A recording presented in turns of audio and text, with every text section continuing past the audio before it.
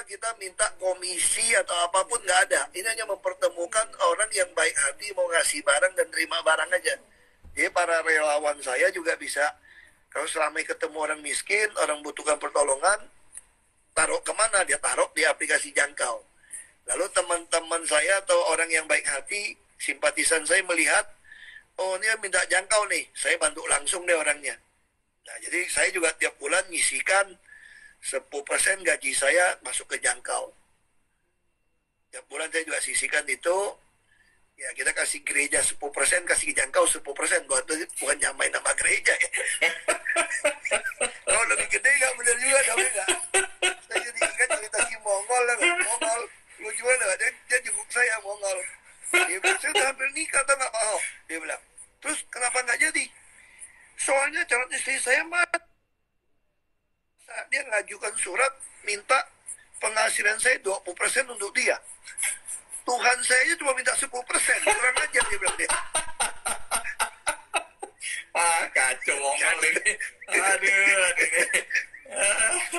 Iya, ya, tapi kita di dalam tahanan itu banyak ngelawak soalnya. Jadi waktu kita kumpul-kumpul tuh menghibur diri, salah satu ya stand up comedy di dalam. Oke, ini ada pertanyaan. Saya yakin bagus juga untuk Pak Ahok ceritain ya, karena di sini dia bilang banyak sekali pejabat yang sesudah tidak menjabat itu mengalami depresi, frustrasi karena orang-orang tidak menghargai dia lagi. Jadi kayak post-power syndrome. Nah, Pak Ahok pernah nggak ngalami post-power syndrome gitu? Merasa, aku nggak berkuasa lagi, nggak bisa, tanda kutip ini, dihormati lagi, nggak bisa merintah-merintah lagi. Ada nggak pernah perasaan seperti itu? Aku dari dulu kayak bupati, DPRD, DPR nggak pernah ya. Aku begitu berhenti bupati, saya udah lupa tuh rasa itu. Sekarang aja saya nggak ada perasaan atau sentimen balai kota atau DPR, nggak ada. Saya juga nggak ada pikiran kayak ruangan saya seperti apa. Saya ingat ruangan seperti apa. Saya nggak ada perasaan ruangan saya lagi. Saya orangnya gampang move on. Saya udah putuskan enggak, ya sudah, selesai. Jadi muka aku santai-santai aja. Kerja sama orang, ya sudah. Kerja sama orang, mau makan di kantin pegawai juga aku duduk aja. Dulu emang sekarang makan di Jawa. Emang pernah makan di kantin gitu? Oh iya, kalau dulu aku selesai bupati semua, aku kerja bareng sama kantin, makan.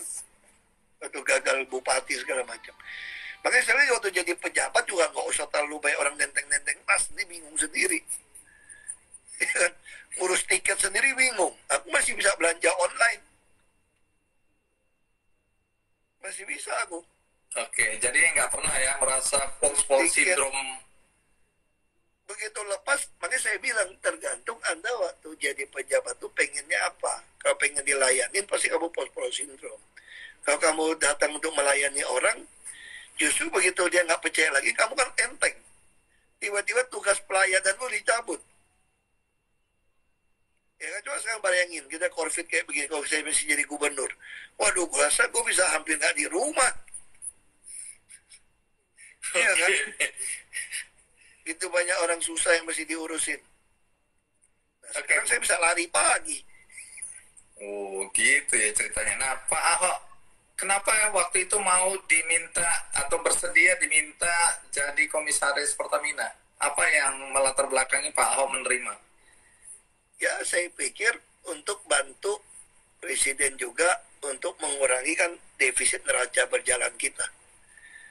Dan Pertamina ini kan dia punya revenue kan 800 triliun ya. Itu hampir sepertiga dari APBN Indonesia. Jadi kalau perusahaan 800 triliun, kalau kita nggak awasi dengan baik, direksinya nggak punya KPI yang baik, sekarang KPI itu administratif semua. Nggak ada kewajiban untuk untung berapa, dan selalu untung. Merem juga untung. Persoalannya Petronas untung berapa, bos, lu untung berapa? Kita masih bandingin dengan yang best practice perusahaan sejenis dong. Kita masuk ke 175, bangga banget. Petronas 150-an, bos. Di Fortune Global. Jadi kita ini selalu membandingkan sesuatu yang tidak best practice dengan negara lain gitu. Nah, makanya saya pikir selain ini juga bagus untuk itu juga, kedua untuk portofolio saya kan. Saya kan nggak pernah kerja di perusahaan begitu besar. Konglomerat Indonesia paling hebat pun nggak sebesar itu duitnya. Nah, tiba-tiba saya dikasih kesempatan untuk menjadi chairman ya, seorang bule ya. Kalau di Amerika chairman ya paling top. Bukan CEO, chairman yang top ini. Untuk mengontrol uang begitu banyak. Untuk mengontrol sistem carry path yang baik. Dulu Pertamina kalau kamu mau naik jadi senior vice president, kamu butuh 20 tahun ke atas kerja. Sekarang nggak usah. Kamu 7 tahun pun bisa naik posisi itu, 5 tahun pun bisa. Karena carry path-nya saya potong. Saya lakukan kayak lelang jabatan. Di DKI dulu. Jadi nggak ada pakai golongan-golongan. Semua orang berhak.